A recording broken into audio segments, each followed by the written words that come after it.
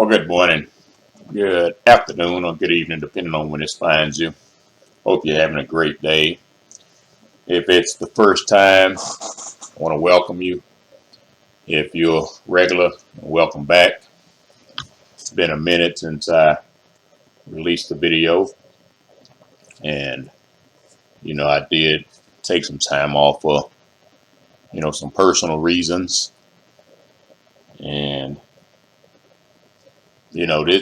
this particular video is gonna kind of address some of the reasons I took some time off. I'm not going to tell you exact scenario, but I'm just going to cover a generalized topic within this video to just talk about how people in society act and respond and do things.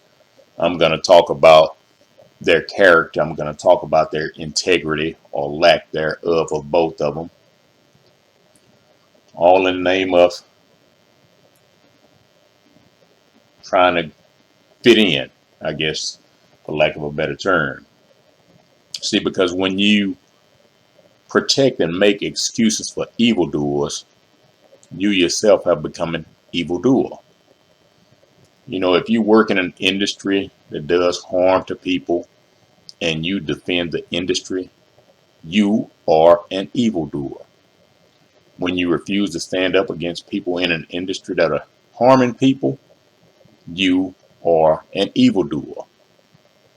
When your paycheck is more important than helping people right wrongs, you are an evildoer. See, First Thessalonians 5:22, I believe, says to keep away from every kind of evil. Now, it says every kind of evil, and I want to share a few other scriptures with. I don't know the rest of them off the top of my head, so I'm gonna grab them. I put them in a little folder so I could share those with along with my thoughts. And I got a few quotes I'm gonna read from some other stuff I've read, within this video. And we can see these behaviors all through society. Psalm 140 verse 1 says, Yahuwah, save me from people who are evil. Protect me from those who are cruel. Proverbs 4:14 says, do not enter the path of the wicked, and do not proceed in the way of evil people. See, some of you out here in society date evildoers. Some of you are married to evildoers. Some of your best friends are evildoers. Some of those you work with are evildoers. Some of those you work for are evildoers. And some of you even attend church with evildoers. So it doesn't matter what spectrum of society you're in, what industry of society you're in, what relationship you're in. At some point, you're dealing with evildoers. And some of you actually appreciate and applaud being with those people, whether you want to admit it or not. 1 Samuel 24:13 says, from evil people come evil deeds. Job 8:20 states, God does not support evil people. Psalm 26:5 says, I have hated the assembly of evildoers, and with the wicked I sit not. A decision that is fair makes good people happy, but it makes those who are evil very afraid. Now that's Proverbs 21:15. And see, when you protect evildoers, they are never held accountable for their actions, so they continue to inflict evil. And by their continued actions, more people get harmed in the process. Jeremiah 23:14 says they strengthen the hand of evildoers so that no one turns from his evil. See, I've had conversations with people in the past who have said that because someone has become wealthy, they are righteous. See, many of these conversations have come from non-believers, believe it or not.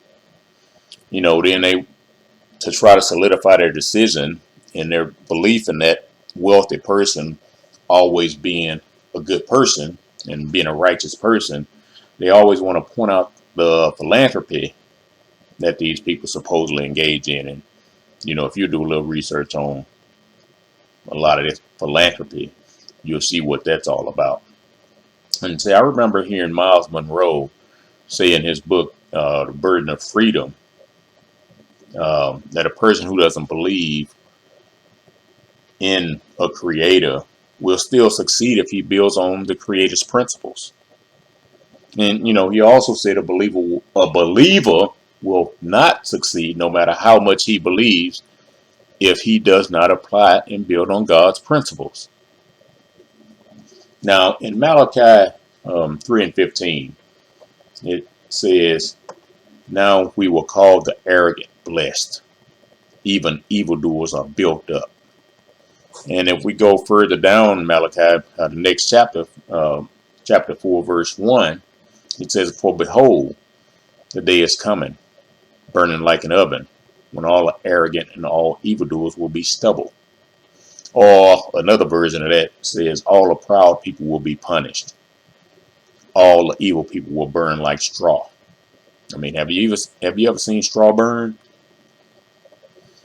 Philippians 3:2 says to watch out for those who do evil, who are like dogs.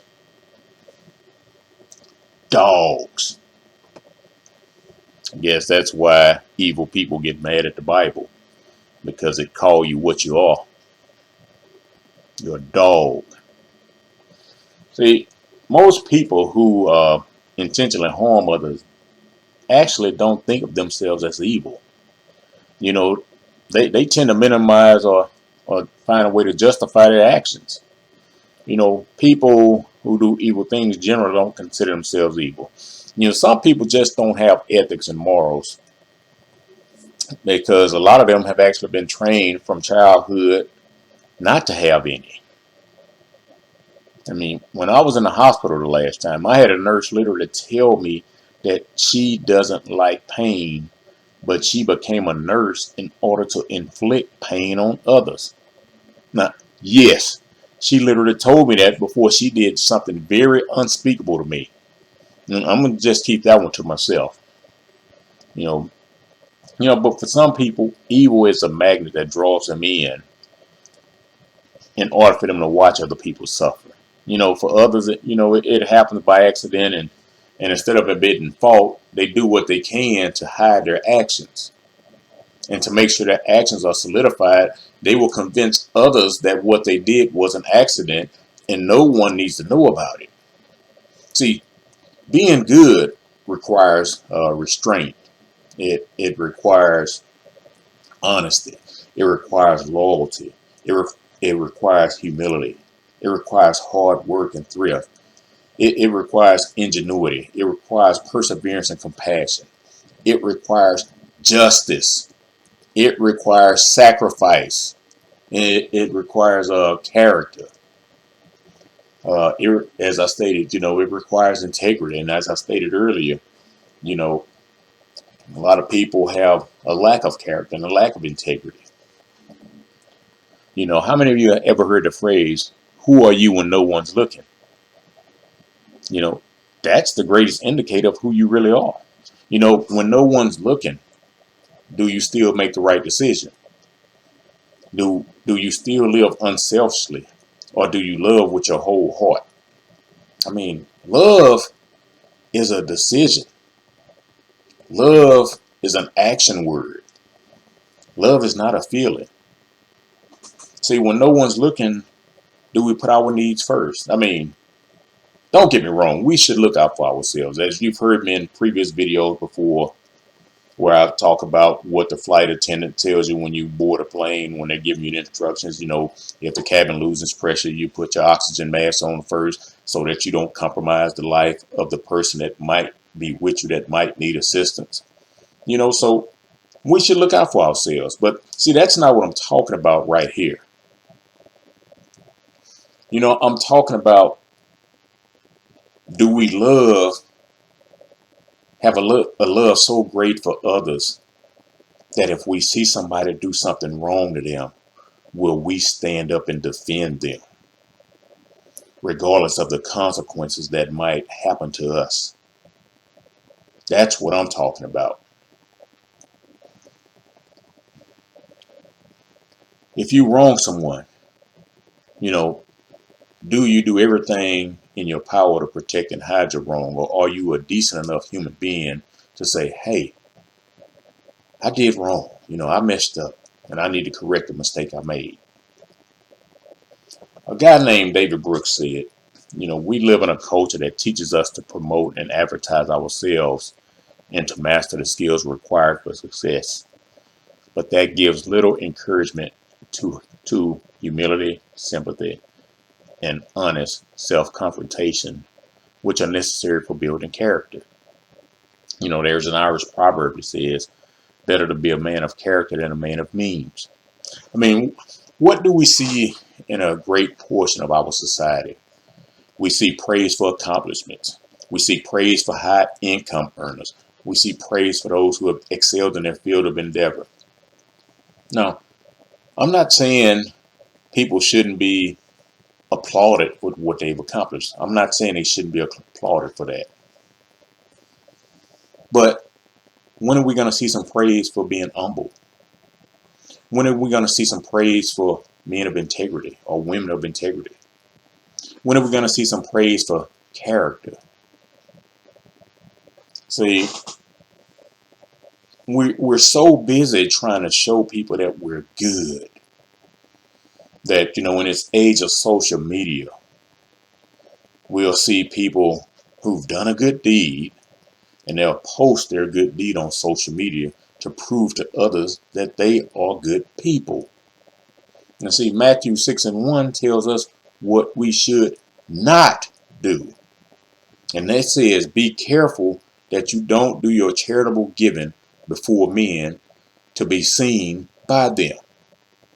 And see, I see it all the time, especially around Thanksgiving, especially mostly Christmas. People be volunteering at a homeless shelter, food shelter, women's shelter, and they'll have somebody take pictures of them doing that good deed and then posting it on social media. We don't need to see your picture at the place showing us that you care. If you really care, you wouldn't be doing it. I'm not saying not to volunteer for it. I'm talking about posting pictures showing everybody what you're doing. Everything my wife and I have always done has been done in private.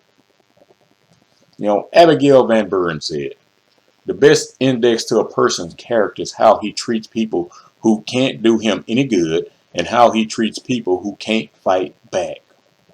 See, what if you're in a vulnerable position, unaware that someone has done harm to you, and then you find out that something happened, and then everyone does what they can to minimize your hurt and harm in order to protect the people who did you wrong, even if they don't personally know the person who wronged you?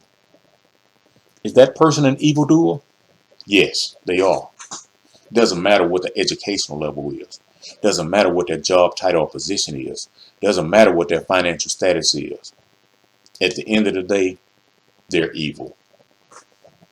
I remember someone asked me what did I do for a highly educated person to do me harm? Did you hear what I said? They asked me what I did for a highly educated person in their field to harm me. Her direct wording was, Myron, what did you do to them to make them treat you that way? Now, if I was a different person, I would have slapped the hell out of her. But see, I'm not an evil person. But in her mind, because I was wronged and harmed by a highly educated and respected person in a field that is highly respected, it was obviously my fault that something happened to me. Catherine Pulsifier said, your character defines who you are by the actions you take. And when we look around society, what we see is a lot of people without any resemblance of character. Personally, I have a lot of books by leadership expert John Maxwell. And I have a lot of his books. I think I probably have every book he's ever released. But one thing John Maxwell said was power really is a test of character. In the hands of a person of integrity, it is of tremendous benefit. In the hands of a tyrant, it causes terrible destruction. One of my favorite books by John Maxwell is a book that he wrote years ago titled Thinking for a Change. And basically in that book, he's talking about how people basically don't have control of their own minds. But it was an excellent book to me. Now, how many of you are enamored by destructive power? How many of you love to be in the presence of destructive power? How many of you would defend destructive power in order to keep your job? How many of you would defend destructive power in order to fit in? How many of you would defend destructive power because you don't think a highly formally educated person would never do such a thing? How many of you defended destructive power and betrayed your children? We saw that, over the course of the last 3 years. How many of you call yourself Christians will defend destructive power? Say, theologian Eli Stanley Jones asked the question. He said, one test of a person's character is this: will you lie? In the Harry Potter book series, I didn't read the books, but I'm very aware. Grandson had some of those books years ago, and not a big fan of it, but if a child is going to read, and they find something that they're interested in, by all means, I believe in letting them read it. But, make sure you understand what they're reading, because there's a lot of things in, that series that, I'm not particularly fond of. But, you have to teach your children to separate real from illusion and demonic.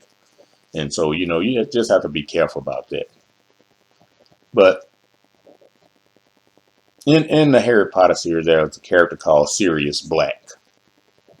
And Sirius Black said, if you want to know what a man's like, take a good look at how he treats his inferiors, not his equals. So, many of you will do what you can to protect those with similar credentials to yours, even if they're in different industries. If they got a PhD, oh, well, I have a PhD, so, they must be great people. They have a master's degree and I have a master's degree. Oh, they must be a great person. They have a bachelor's degree. Oh, yes, I know that they're a great person, because they finished school. They got higher education. Then they got higher and higher education, and I did that. So, I am worthy to be praised. And that means, if a person doesn't have these formally educated credentials, they're not to be revered and honored and praised and deemed as worthy as those people who have more formal credentials. Your education only proves you have a discipline in one area. One area. That's what's wrong with y'all highly educated people. Y'all think just because you got a PhD in one discipline, you are smarter than everybody else. No, you smarter than everybody else in that one discipline. Sometimes. Some of you just know how to go to class and take tests. Y'all don't know jack.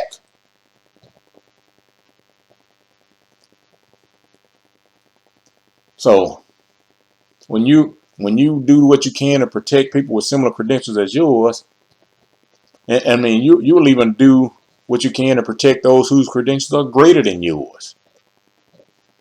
I remember organization I was a part of at one time, and on paper I guess I'm still part of it, but I haven't been around them in years.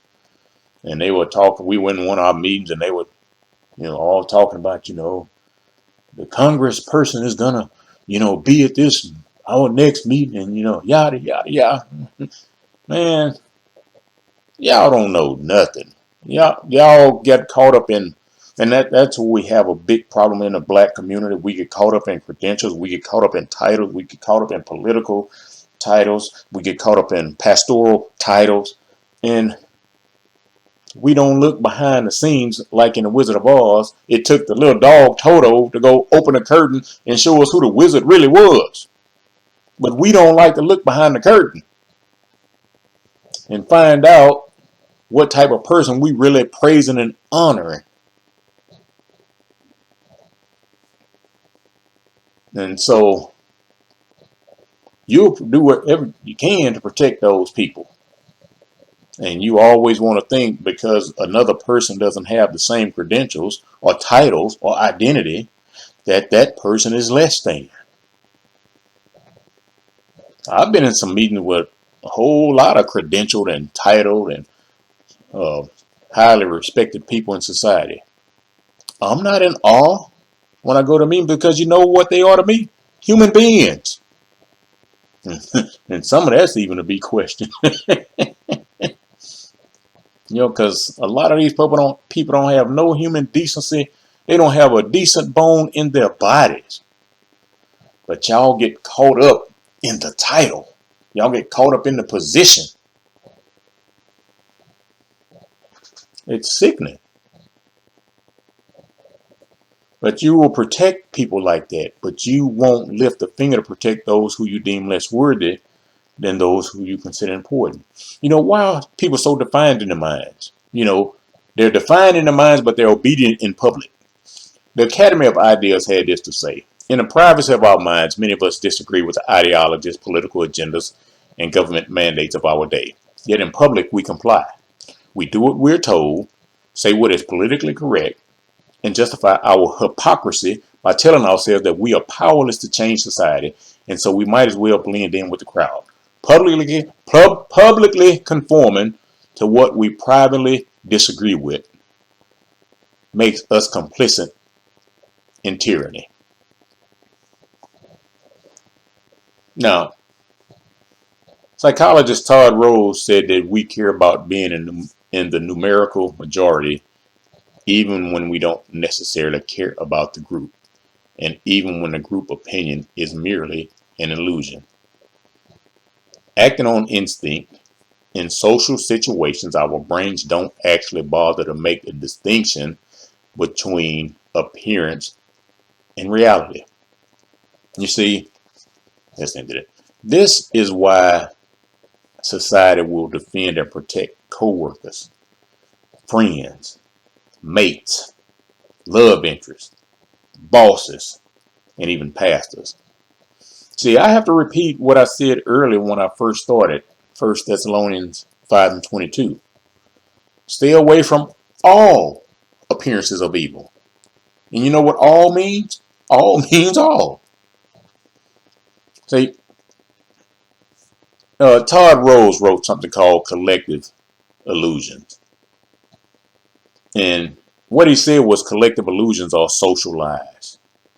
They occur in situations where a majority of individuals in a group privately reject a particular opinion, but they go along with it because they incorrectly assume that most other people accept it. The result is a pernicious, self-fulfilling prophecy. By making blind and ultimately false assumptions about the opinions of those around us and worrying that we are in the minority, we become more likely to perpetuate the very views we and others do not hold. Worse, because the very same people who disagree with the status quo are the ones enforcing it. It becomes all but impossible to dismantle the illusion. And see, that's why we see many people in society. Well, I guess I should say many people in society see and know something is wrong, but they go along with the crowd because they don't want to be considered an outcast. They don't want to be ostracized by their peers. They don't want to risk not being liked.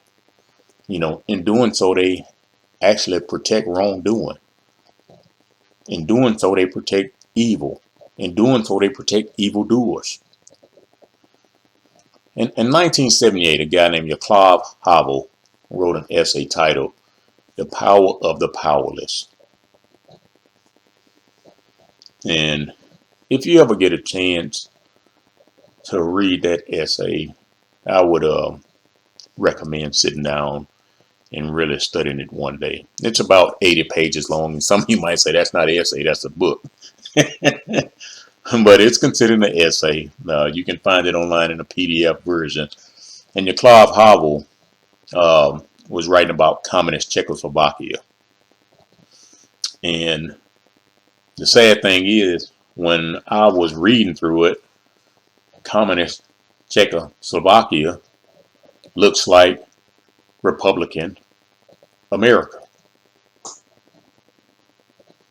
But that's just the way I see things.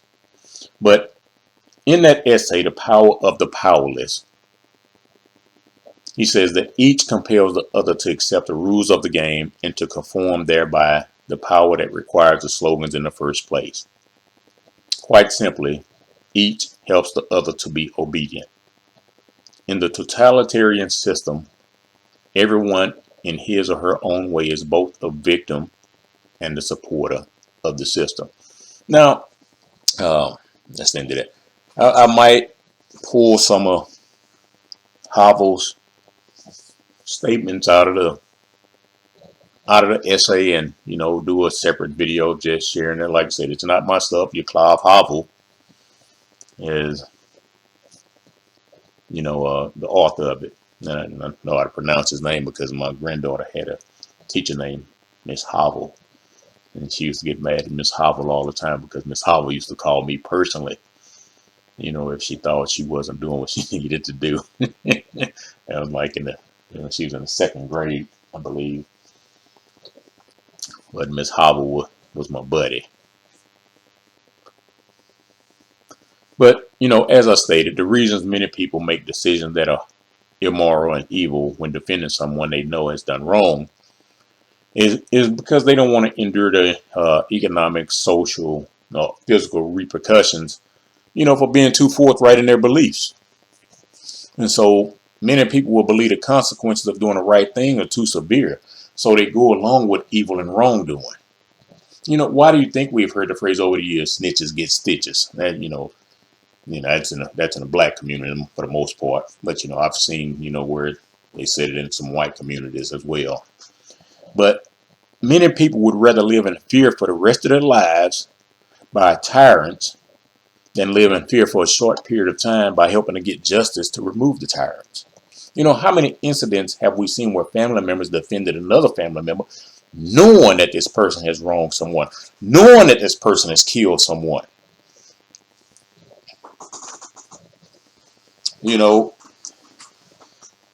One of the things that I learned was that instead of disagreeing with people who hold different viewpoints or perspectives, I learned to say, well,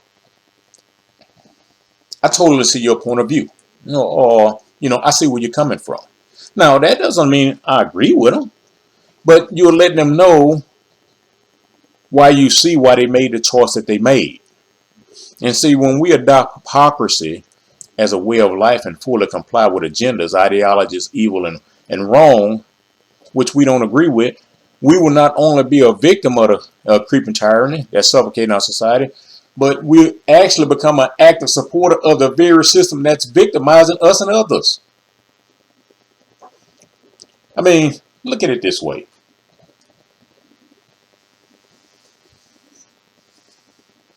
If you defended your boss's actions when he or she wronged or harmed someone, another coworker, would you be so accepting and accommodating if you, your child, your spouse, your mom or dad, your sibling were harmed or wronged? Or would you personally want and expect someone who witnessed the wrong to stand up and tell the truth? So put yourself in the same shoes as the victim and ask if you would want the harm done to you swept under the rug, or would you want a witness to the incident to speak up on your behalf, especially if you were incapacitated at the time of wrongdoing. And I'm going to end the video with something else from your Clive Havel's essay. I've went on long enough about this. Like I said, I might pull some other stuff and do it in a separate video just to let you draw some parallels between communist Czechoslovakia and Republican Democratic America. But here it is from Havel. Individuals need not believe all these mystifications, but they must behave as though they did, or they must at least tolerate them in silence, or get along well with those who work with them. For this reason, however, they must live within a lie. They need not accept the lie.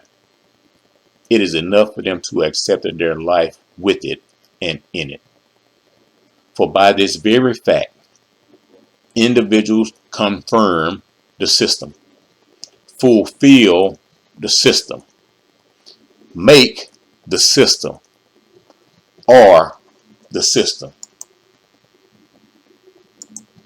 I'm going to end it on that. Talk to you later.